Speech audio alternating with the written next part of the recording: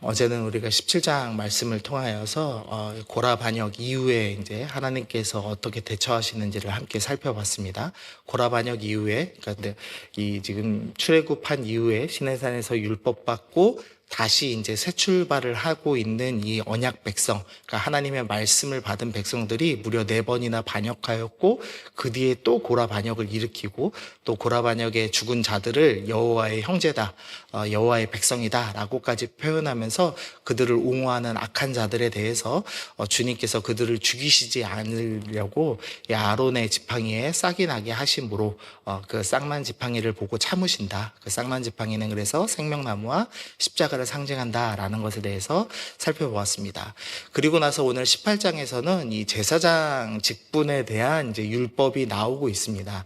그래서 1절부터 7절까지는 제사장과 레위인이 이제 어떤 일을 하는지에 대해서 나오고, 그 다음에 이제 제사장이 제사 제물에서 받을 몫이 이제 총 6가지로 8절에서 20절에 나옵니다. 그리고 레위인이 받는 목, 이제 그 모든 백성의 11조가 이제 21절부터 24절에 나오고, 그다음에 레위인은 그러면 11조를 해야 되냐 말아야 되냐 이 문제에 대해서 레위인도 제사장에게 11조를 해라. 이제 이것이 25절부터 32절까지 나옵니다. 그러니까 지금 고라 자손들은 이제 레위 지파 사람들이죠. 그런데 지금 제사장 갑은 아론 지파에게 대항을 했습니다. 그래서 이 질서가 무너진 지금 상태에서 하나님께서 제사장 제도와 레위 제도를 정비하시면서 너희가 이 질서대로 다시 나를 섬겨라 라는 것을 가르쳐 주시는 지금 본문이라고 할 수가 있겠습니다. 18장 1절에 보니까요, 독특한 구절이 하나 나옵니다. 아론에게 이르시되 라는 이제 구절이 나옵니다. 원래 하나님께서 이 모세오경에서 말씀하실 때는 항상 누구에게 말씀하시냐면 모세에게 말씀을 하십니다. 그런데 18장에서는 아론에게 직접 말씀하시는 구절이 나오는 겁니다. 아론에게 이전에 한 번 말씀을 하셨는데요. 언제 말씀하셨냐면 레위기 10장에서 한 번 말씀하셨습니다. 이제 그때가 언제냐면 아론의 아들들 나답과 아비후가 다른 불을 들여서 이 불태워 죽는 그런 사건이 있었죠. 그때 이제 그 아들들이 죽은 이후에 하나님께서 아론에게 말씀하시는데, 이제 회막에 들어갈 때 포도주나 독주를 마시지 말아라 라는 말씀을 아론에게 직접 하시는 스토리가 나옵니다. 아마도 이 아론의 아들들 나답과 아비후가 이 술 먹고 들어가서 죽은 게 아닌가라고 추측을 하거든요. 근데 그때 이후에 지금 처음으로 다시 아론에게 말씀을 하십니다.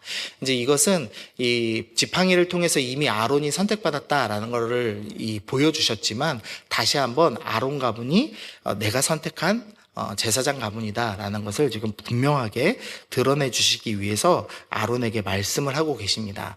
그러면서 이제 아론에게 너희가 해야 될 이 제사장의 역할이 무엇인가에 대해서 설명을 하시면서 성소에 대한 죄를 담당할 것이다 라고 이야기합니다.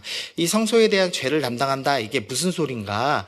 3절에 보니까 레위인도 성소의 기구와 제단에는 가까이 가지 못하게 하는 것, 그것이 성소에 대한 죄를 담당하는 것이다. 즉, 이 하나님의 성소 안에, 하나님의 성소는 거룩하기 때문에 죄인들이 가까이 오면 죄인들이 어떻게 되냐면 죽습니다. 그러니까 심지어 너희들 중에서도 그래도 거룩하게 준비되어 있는 레위인조차도 성소 안에는 절대 들어오지 못하게 해라 라고 말씀하는 겁니다. 그러니까 제사장의 역할의 핵심은 뭐냐? 하나님과 백성들이 관계하다가, 하나님과 백성들이 서로 예배하다가 백성들이 죽지 않게 하는 것, 그것이 제사장의 사명이다라는 것이 지금 오늘 본문의 핵심입니다. 우리가 이 제사장에 대해서 자꾸 이제 거룩한 사람이라고 생각을 합니다. 근데 지난번에도 말씀드렸지만, 거룩하다는 것은 뭔가 인간 중에서 특별하다라는 것이 아니라 거룩하신 하나님께 가까이 하기 위해서 거룩한 상태가 되려고 애쓰는 거죠. 그러니까 제사장을 좀 특별하게 여기는 것은 조금 이제 문제가 있습니다. 그러니까 어떤 의미냐면, 제사장이 자꾸 하나님을 위해 존재하고 그래서 매우 특별한 것처럼 여기는 것은 사실은 이방에 있는 종교들입니다. 그러니까 제사장은 특별하고 유난하고 인간과는 다른 존재다라고 여기는 것이죠. 그러나 제사장도 똑같은 직분 받은 사람이었다는 것을 좀 기억해야 됩니다. 그리고 오히려 제사장의 직분은 하나님을 위해서 세워진 것이 아니라 지금 백성들을 죽지 않게 하기 위해서 세워진 직분이다라는 것을 좀 기억해야 됩니다. 그러니까 성경은 제사장을 특별한 사람이다 라고 이야기하지 않습니다. 그러니까 사람을 신성시하지 말아라 라고 이야기하고 있는 거죠. 그런데 우리가 자꾸 이제 이방 종교의 영향을 받다 보니까 제사장은 특별해. 그러니까 요즘으로 말하면 목사는 특별해. 뭐 예전 한 20년 전만 해도 이 강대상 안에 못 올라왔잖아요. 성도님들 못 올라오시고, 어떤 교회는 권사님들은 못 올라옵니다. 여자는 못 올라오고 장로님들만 청소하시고 뭐 이런 교회도 있었죠. 그런 이제 행태들은 다 성경적이진 않다라는 것을 보여줍니다. 제사장 직분은 철저하게 사람을 위해서 존재하는 것, 하나님께서 사람을 위해 주신 직분이다라는 것을 보여줍니다. 그러면 제사장 직분은 뭐 하는 거냐? 죽지 않게 하는 것. 즉 안전을 지키는 사명입니다. 그러니까 우리로 따진다면, 지금으로 따진다면 공동체의 영적인 안전을 지키는 사명이 바로 제사장 사명이라고 할 수 있겠습니다.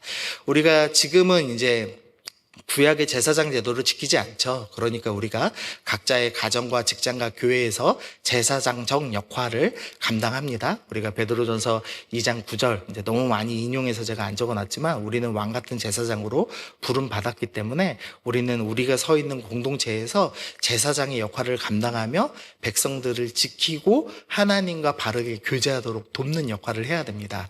그래서 이제 무엇을 좀 지키면 좋을까를 좀 적어놔봤습니다. 가정에서는 용서와 사랑의 질서를 좀 세우면 어떨까?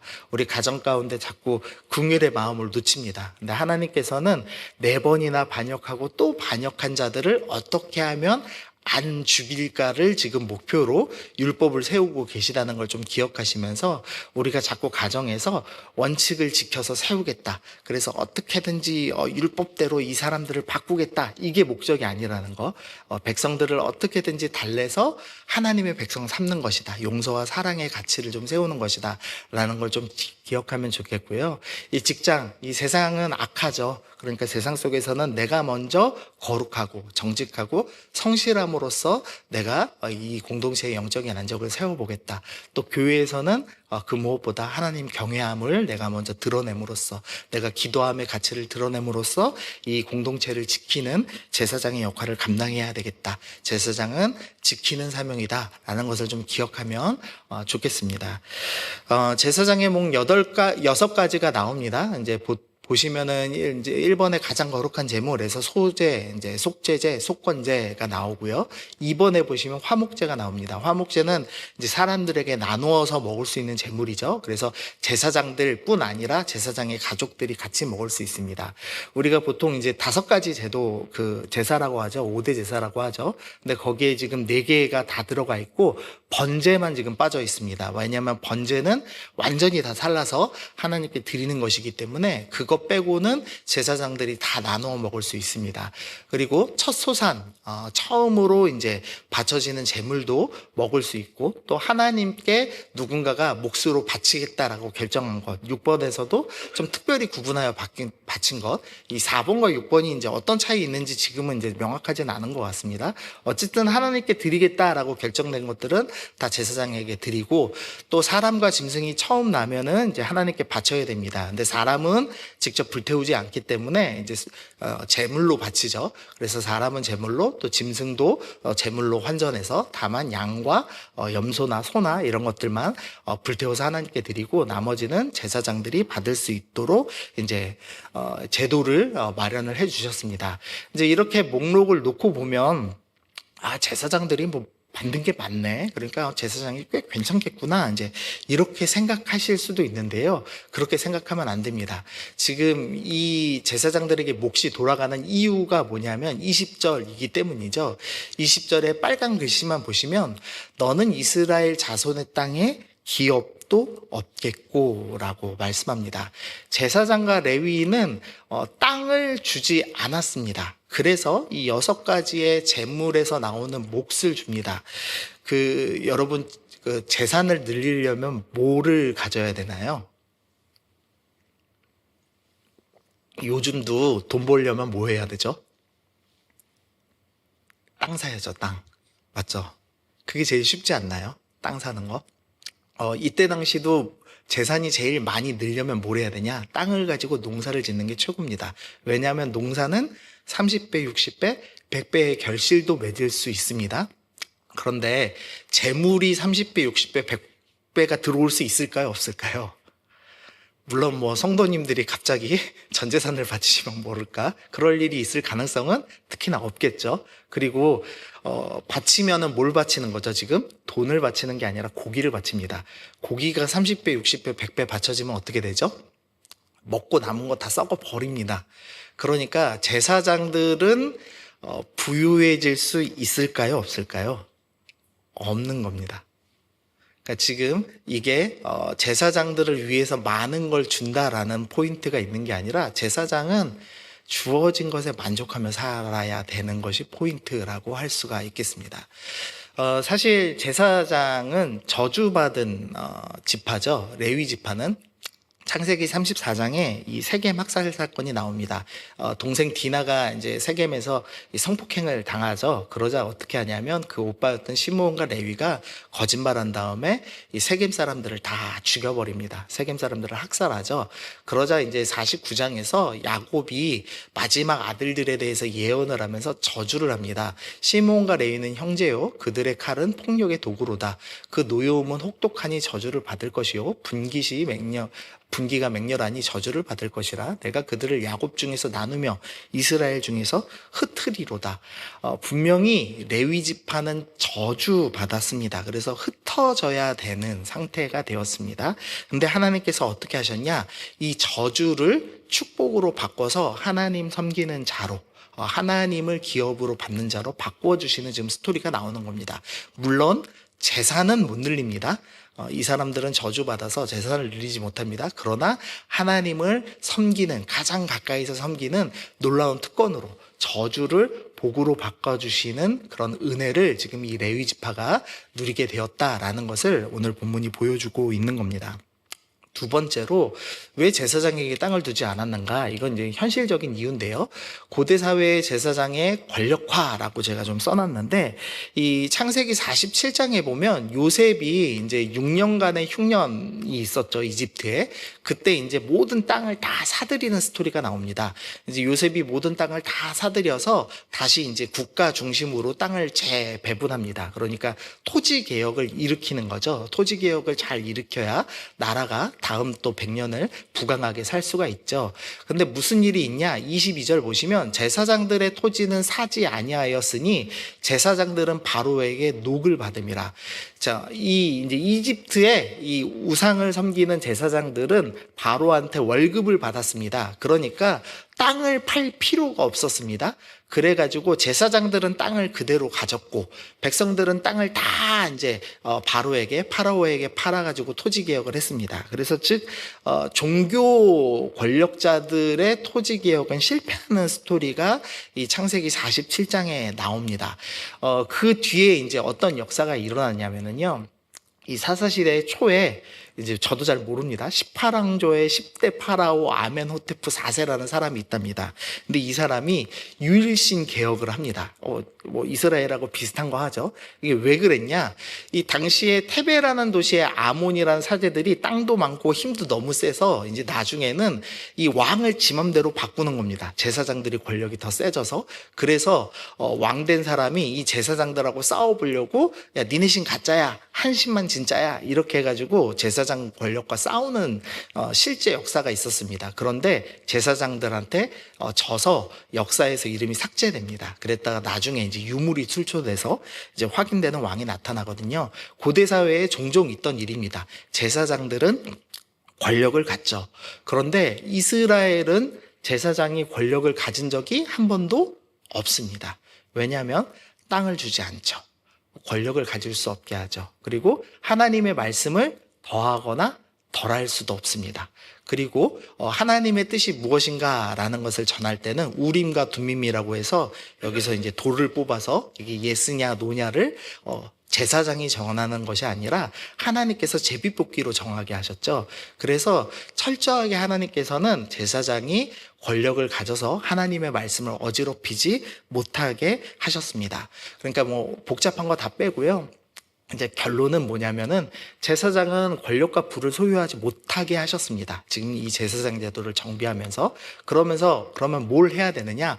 오직 하나님과 백성의 관계에만 마음을 쏟게 하는 겁니다. 어떻게 하면 백성들이 죽지 않고 하나님과 바르게 관계할 것인가에만 마음을 쏟는 겁니다. 그러면서 20절 후반부에 하나님께서 이렇게 말씀하십니다. 너희는 그들 중에 아무 분깃도 없을 것이나 내가 이스라엘 자손 중에 내 분깃이요 내 기업이다. 너희는 땅은 재산으로 갖지 못한다. 그럼 너희의 재산은 뭐냐? 바로 나다. 하나님이 너희의 재산이다 라고 말씀하십니다. 레위인은 하나님을 소유한 사람들이라고 말씀합니다. 너희는 나를 소유했으니 세상에 있는 권력이나 돈 탐하지 말고 오직 나와 이 백성들의 관계만 점검하고 신경 써라 라고 말씀하는 겁니다. 우리는 신약 백성들이죠. 신약 백성들이지만 우리는 왕 같은 제사장으로 부름받은 사람들입니다. 그래서 우리도 제사장이란 걸 좀 기억하셔야 됩니다. 그래서 우리가 저주받아 마땅한 죄인이었는데 우리가 하나님을 분깃으로 받은 자로 변화됐다는 것에 대해서 좀 기억하시면서 하나님, 나 같은 죄인도 이 제사장적인 사명을 주심에 감사드립니다 라고 고백해야 되겠습니다. 두 번째로 우리는 권력과 부가 아니라 이제 하나님과 백성에게만 마음을 쏟아야 된다라는 것을 기억하시면서 내가 더욱더 하나님을 사랑하겠습니다. 그리고 내 주변에 있는 이웃들이 하나님을 섬길 수 있도록 복음을 전하고 또 믿는 자들은 더 하나님을 경외할 수 있도록 돕겠습니다. 그래서 우리가 가정과 직장과 교회에서 제사장적 사명을 갖고 서 있는 믿음의 사람이 되겠습니다. 오늘 그렇게 결단하시면서 오늘도 말씀 붙잡고 기도하시면서 나아가시는 우리 성도님들 되시기를 소원합니다. 우리 함께 기도하겠습니다.